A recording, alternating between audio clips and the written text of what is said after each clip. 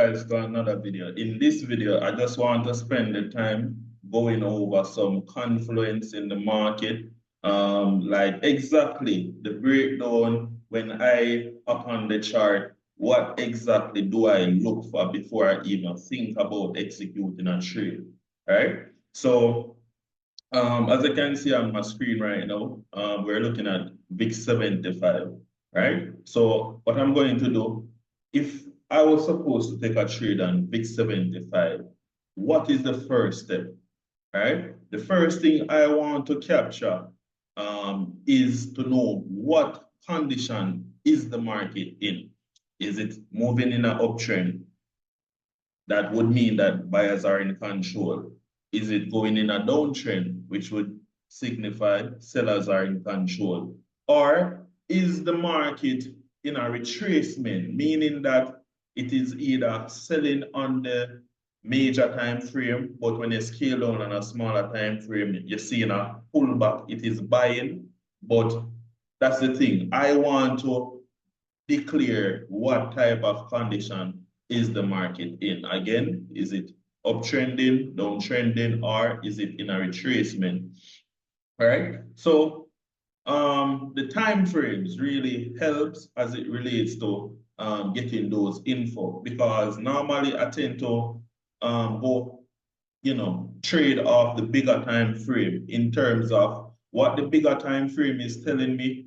It's showing me what is likely to happen over a long-term basis. And that's how I trade, right? So the first thing when I up on the chart, I want to take, I want to see what's happening, especially on the daily time frame, because I'm a day trader and I look to trade within a day. So I look for trade setups within a day span, right? Which would be 24 hours, right? So the 24-hour time frame is the same thing as the daily time frame. So what I like to do is to capture what is happening or what that current candlestick or few previous candlesticks look like, right? So when you scale in, we can see that, okay, the previous day ended in a bullish close, right? We can see beforehand we were selling and we ended off with a little doji, then we get a bullish engulfing, and then the current day, which is today, we can see that we have a bullish candle pushing up, right? So that is what I'm getting off the daily time frame. So let me scale down to the 1 hour time frame. So usually, I try to capture who is in control of the daily, what the daily look like. Then I scale down to my 1 hour time frame, because the 1 hour now, it tends to show more detail, because that's how it goes, right? The higher in time frame, the less detail you see. The lower in time frame, the more detail, meaning that you're going to see more structures, looking more precise on farm out and things, the lower you go, right? So me switching from the daily just now onto the 1 hour time frame, we can see the changes already. We're seeing way more candlesticks. The structure look a bit more defined, right? So that is what I love about the 1 hour time frame. It tends to strike the perfect balance in between like my higher time frame and my lower time frame. So my higher time frame, like, the 4 hour, the daily, and the lower time frame, such as my 5 minute, my 10 minute, and my 15-minute time frame, right? So the 1 hour is like that intermediate point. So me looking at the 1 hour time frame now, what do I look for after leaving from the daily? What do I look for? I want to see time frames correlating. What do I mean by that? If the daily is telling me buys, I need to see that on my 1 hour time frame. Like the structure need to be indicating to me that it's going in an uptrend, right? If my daily is showing me sells, that the current day or previous days the market has been selling, if I switch to my 1 hour time frame, I should be seeing the structure looking like a bearish market, moving in a downtrend, lower highs, highs getting lower. Lows not necessarily must be getting lower, in the downtrend, but the highs must be getting lower or they're not breaking, right? So check out the market structure videos 1.0 and 2.0 if you need touch up on your identifying your or differentiating your various trends, right? So us looking at the 1 hour time frame, like I said, the data was showing me buys. Now let's see what is the 1 hour showing me. Sometimes you'd see me switch to the line chart. This is because it tends to just show me, it eliminates the noise, such as candle wicks, right? So I would get more clarity in the market. So you look at that.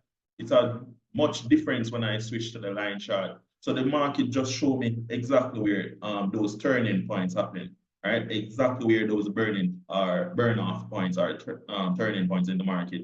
So let us look at this and inspect this market now. So we can see before the market was trending down, right? We were pretty much in this downtrend where we were pushing from highs, creating lows, lower highs, pushing down low, lower highs, lower low, lower highs, lower low, lower high. And we came here, highs maintaining, pushing lower until boom, we react, equal highs. But if you notice, lows at this point, they started to get higher, right? So we created a low down there, the market push up, it maintained structure, it came back, it reacted to this high, then we push down, right?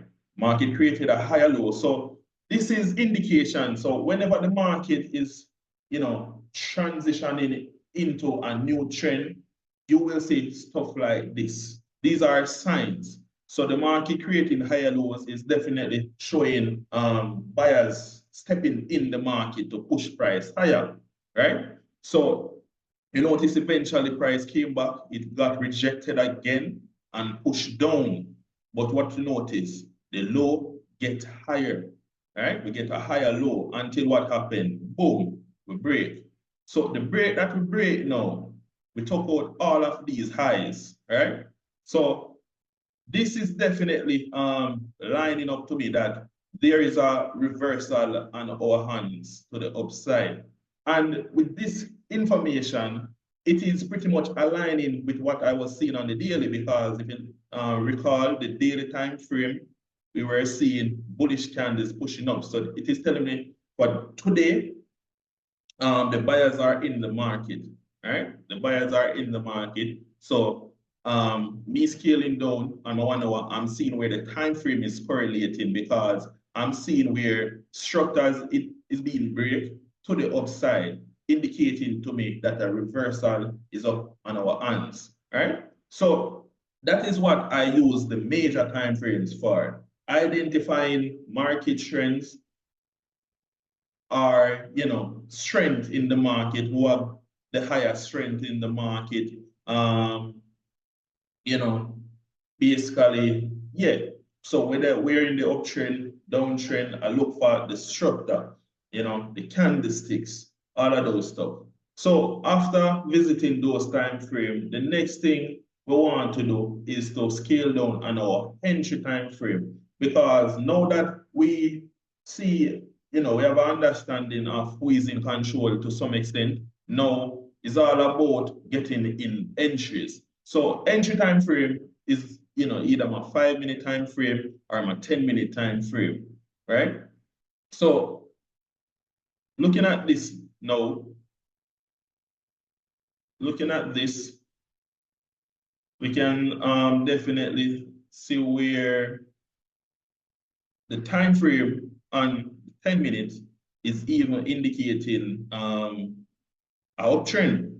Because if we should look, if you recall, these were the rejection on the 1 hour time frame, and these were the higher lows. So the low we created, this was the higher low, and we push up back, boom, higher low.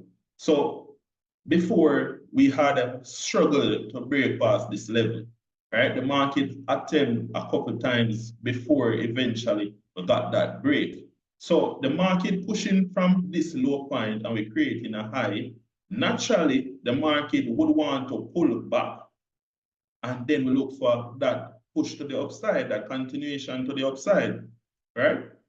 So what's the next step for me? The next step is to get in my zones, identify my breakup structure, and wait for the market to pull back and do what I want. So the market pretty much break the highs from this higher low point right here. So what I would do, draw from a fib and wait for a pullback within my discounted area. Right? So from the swing low up to the swing high. So the swing low that caused the breaker structure up to the swing high where the reversal is taking place from. Right?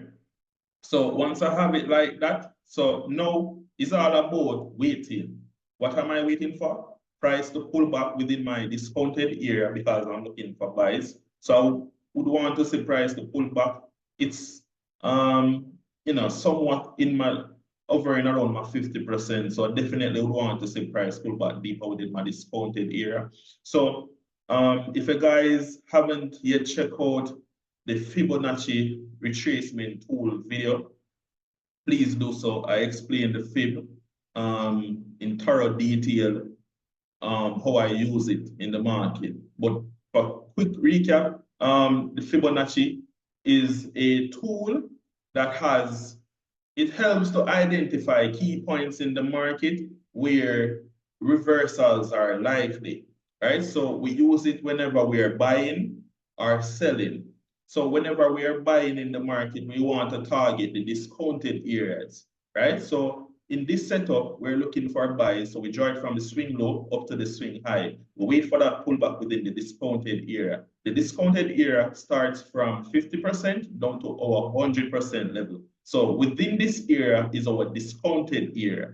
But within the discounted area, we have this price reversal points within the discounted areas. So we have points like the 61% level, the 78% level, the 88% level, up to the 100%. So we can get price to pull back, react to 61, we get the push. Price to pull back, 78, we get the push. Price to 88, we get the push. We can even get 100% retracement and we're still looking for buys, right? Because once price is within that area, we're looking for exhaustion, price to interact within the area, then we look for that push, right? So now, at this stage, it's all about waiting because I know what I want to do in the market. I have my chart aligned. So definitely we'll take the breakup structure from right here.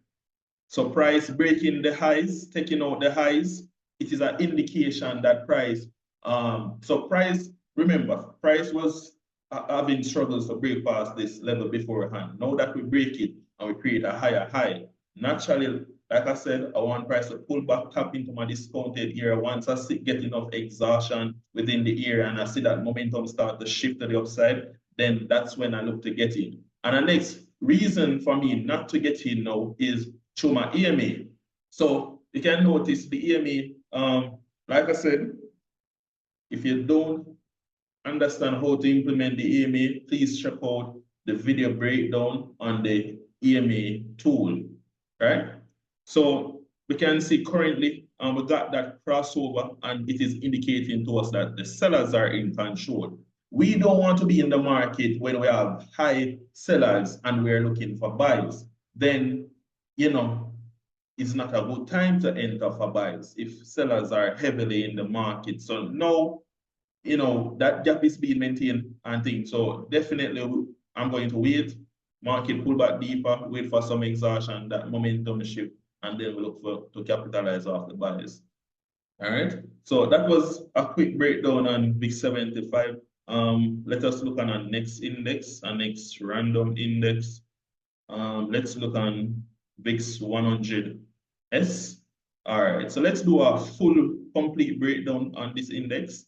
So we'll approach the daily. So on the daily, like I said, I want to know who is in control, what type of condition is the market in? Is it in an uptrend? Is it in a downtrend? Is it in a retracement? Right? So looking at the daily time frame, we can see for the past couple of days, sellers have been dominating the market, right? Straight off the bat, I can see that huge bearish candles pushing down. Sellers are in control. But if we should look at today's candle, we can see currently it is bullish. So this is the live market.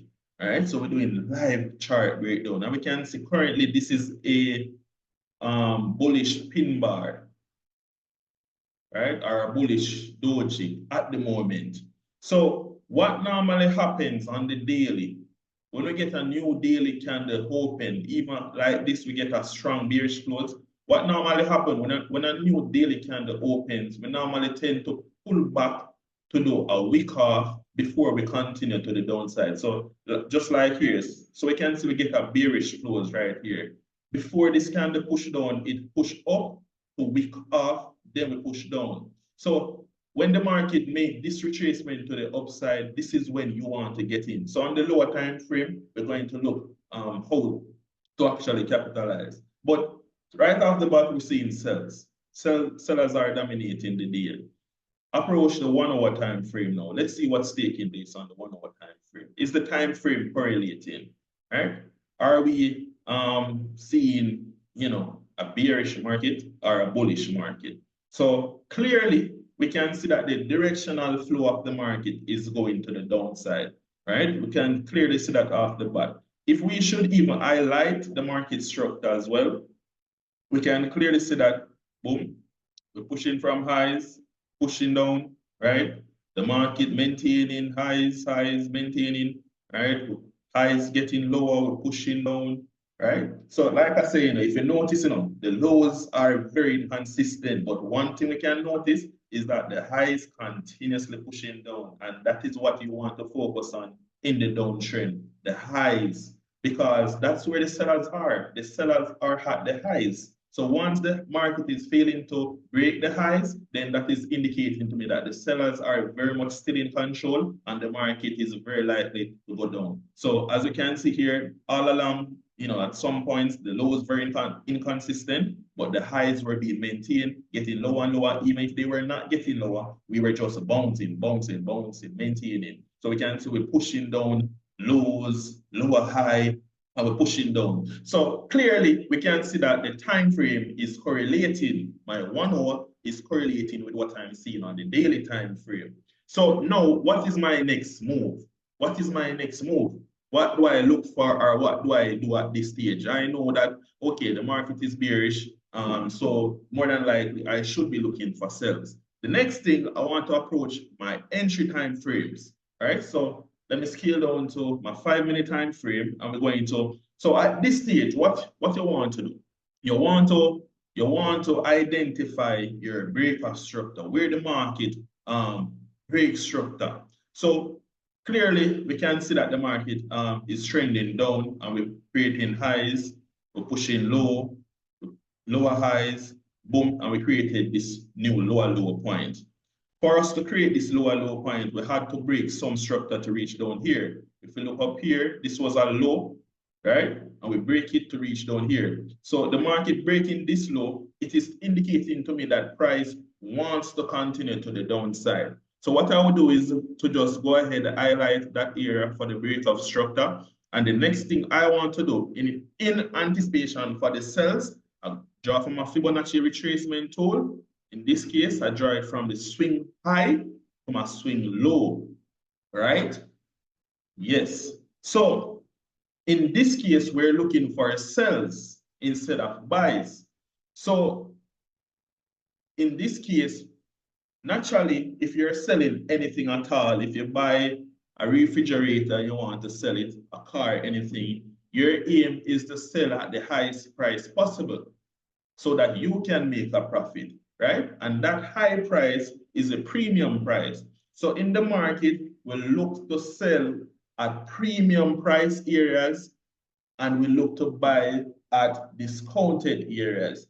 So in the fib, in utilizing the fib in this instance where we're looking for sells, right? We want the market to tap back within our premium price range in this time. So the premium price range is from the 50% up to our 100% level, right? So once we're within this area, we're in our premium price range. So again, within the premium price range, we have premium price reversal points. So we have the 61%, 78, the 88, up to about 100. So price can come to the 61. Once we get enough exhaustion price look likely, we can get that push. 78, we can get that push. 88, we can get that push. 100%, we can get that push. Right? So currently, price is just around my 50%. So at this point, I'm not interested.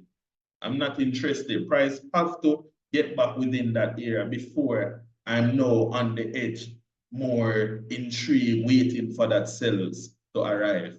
But for now, I will just wait.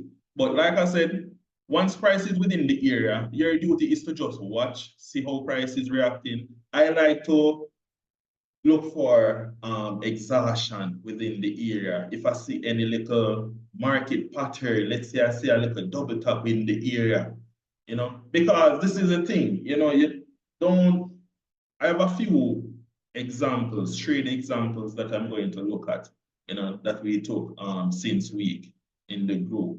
So I'm going to look at those in a few to give some live examples, all right?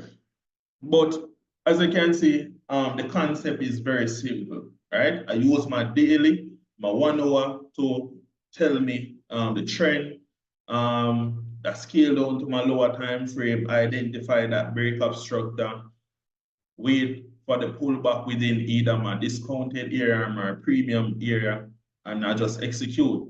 Leave the rest to the market. You can't think too hard about it. You just want to know you're entering at an area where price is expected to do one thing over the next.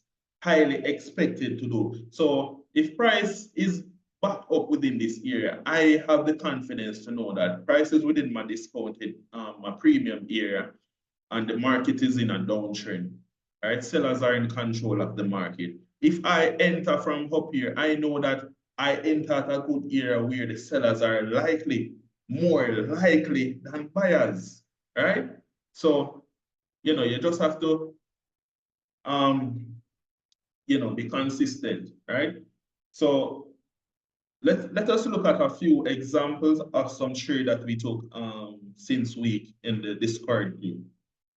So we have some before shots and some after shots, right? So you see in this trade, this was the before. This was a trade that we took on VIX 250 1S, right? So as you can see, clearly the market, so with this, the daily was bullish, the 1 hour was bullish, and as you can see, this was captured, this screenshot was captured on the 5 minute. As we can see, the 5 minute was pretty much bullish as well. We're pushing from lows, we pull back higher low, pushing up higher high, pull back higher low, high, lower high there, pull back higher low, and then we push up, we break out, creating this high. So naturally what I did, I draw from a fib, right? I draw from a Fibonacci.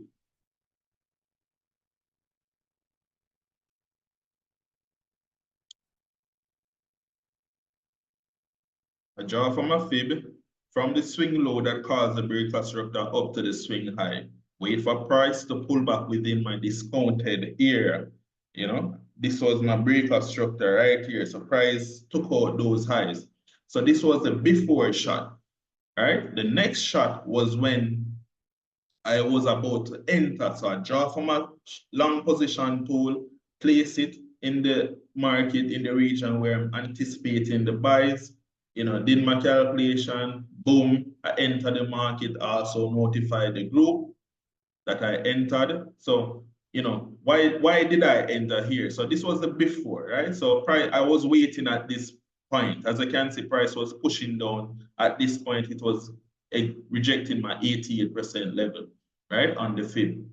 So price pretty much, and at this stage as well, you notice the gap was being maintained through my EMA. So I knew that the market wasn't ready to buy as yet. So I was still waiting, right? So waiting. The market, as I can see, it pushed down, it reject, it push up, it reject. So after those exhaustion, I decided that you know what, I'm going to take the entry. Price is within a good area where I know that the buys are more likely to happen than the sells. The market is in an uptrend and things. So boom, I'm going to take the entry. I already get enough exhaustion. As I can see at this point as well, there was a crossing over at the EMA indicating to me that now the buyers are, creeping in. They're slowly gaining back their strength to take over, to push the market up. So I decided that I'm going to take the entry right there, also notify the group, boom, in the trade. So this was after everything played out. All right, this was the after. So as you can see, this trade played out beautifully. But let's not overlook what happened after we took the entry. Right? So after we took the entry, the market started to push up. And then what happened? The market pulled back. So I went into some drawdown. But look what happened after that pullback. The market pulled back, and what we did, we created a double bottom. So even if I was not already in the trade and I just approach the market and I see this, I would enter, right? Because the market is within my discounted area and it creates a double bottom. Money right there, money. But lucky enough, we were already in the trade. Good execution, good stop loss placement. Stop loss is below the market structure. So even the pullback, it didn't affect us, right? So the market pullback, it maintained structure, then we get the push straight to take profit, right? So this was a beautiful trade which the members capitalized. And as I can see, this was a very clean setup from before entry to the execution. All right, very, very simple stuff. All right, and it's the same formula. So we're looking at, this was our next trade. So this was actually a jump 100 index. So on this one as well, my daily was indicating bias to me. My 1 hour was indicating bias to me. So the higher time frame is telling me that the market is likely to buy. So me scaling down, as you can see, this screenshot was captured on the 5-minute time frame. So I scale down, identify, my swing high point, my swing low, the market push up, creating my swing high. So I went from a fib, highlight the swing low up to the swing high. So at this point, I was waiting for price to pull back within my discounted area. So I even went ahead, identify where I noticed the market broke structure, which was here. Notice the market was pushing up, reject, push back down, push up again, reject from that area. So the market, pretty much broke structure right there, indicating to me that price, and push up. So this breaker structure is like a continuation breaker structure, right? If you haven't yet checked out the types of breaker structure in the market, please check out that video, right? We are talking about the different types of breaker structure, right? So at this point, I was pretty much just waiting for price to tap back within my discounted area. I get enough exhaustion before I look to enter. So this was the before. This was right at entry when, so as I can see, the market eventually tapped back within my discounted area, and look at that. So when it comes on to entry, guys, like I said, I just focus on the candlesticks. If I see any, I look out a lot for exhaustion, right? Exhaustion. I see exhaustion through the candlesticks, right? So if you can notice here, the market pulled back and we were, look at this, a lot of wicks, like a lot of bottom wick rejection, just exhausting my premium, my 88% level on the fib, which is one of my premium price reversal points. So me seeing that, that is enough, because don't aim to get the perfect entry in the market, guys. You just want to enter where you know the market is highly likely to do one thing over the next. You just enter the market. Don't be greedy. Have a good stop loss placement. Don't enter, you hitch up your stop loss right under the market. So if the market do a little pullback, it stop you before it push in your direction. Right? So I got enough here. I saw enough exhaustion. The market even at one point looked like it created a little double bottom right there. So even that as well give me enough confidence to say, here what, I'm going to take the entry right here. So I marked it up, I sent it in the group, so the members could be aware that I was looking at this. And boom, I took the entry right there. And as you can see, this trade played out beautifully. So we entered, boom, the market spiked up until eventually we got TP. So beautiful 1 to 3 trade on that setup. All right, very, very simple stuff, guys. This is how I keep my trading. Very, very simple stuff. Right? So we have a next example. This time we have a sell. All right. So this trade was on VIX 100 index. So in this setup, again, my higher time frame was telling me sells. So when I approach my lower time frame now, I went ahead, identify my swing high point, which was from up here down to that swing low. Identify also my breakoff structure. So price took out these lows before it could reach down here, right? And doing so, we noticed some amount of exhaustion right around here before we got that push. So what I did, draw from a fib, swing high point down to the swing low. This time, we'll wait for price to tap back within our premium price range. So price pulling back, you notice price pull back, we got enough exhaustion. Price even look like it create a little double top, right? And you know, a double top is a bearish reversal market pattern. So me seeing double top within my premium range, exhausting one of my price reversal points, and I'm also seeing wicks. And guess what? If we look to the left, which I highlight, we got some amount of exhaustion from this level as well, which caused the push. So once I see that all of those stuff lining up, even if you look at my EMA, this was the point where the crossing over was just about to happen and think, you know, I have enough confidence right there. Price, I don't need to wait for anything else.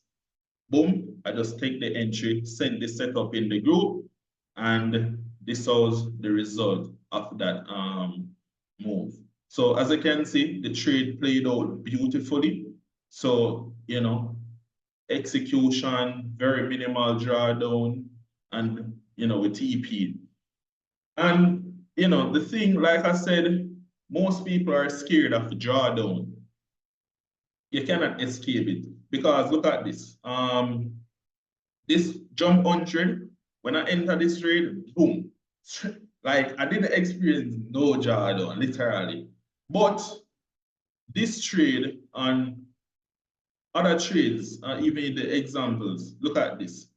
The market push up, it came back within below the price I entered for. So I was in a bit of drawdown.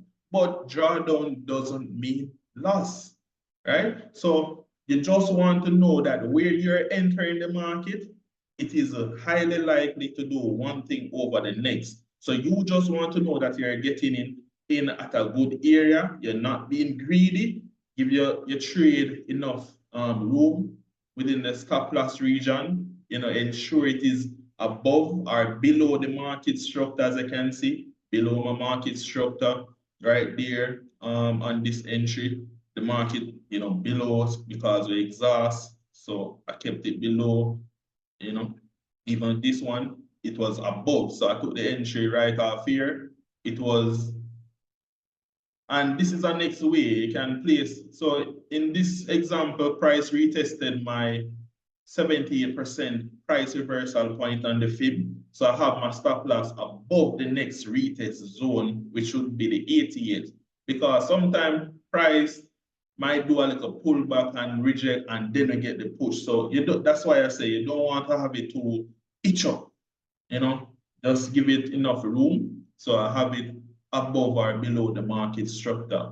And take profit placement, I target the support or the resistance. So if I'm selling in this case, I just target back the support, right? When I'm buying, I just target back the resistance.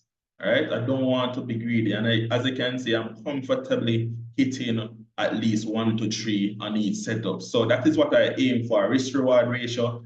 Once I can get at least 2 times the amount that I'm risking, I'm good. All right.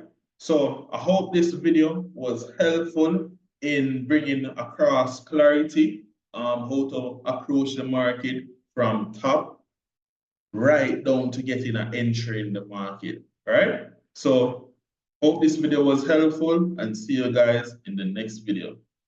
Out.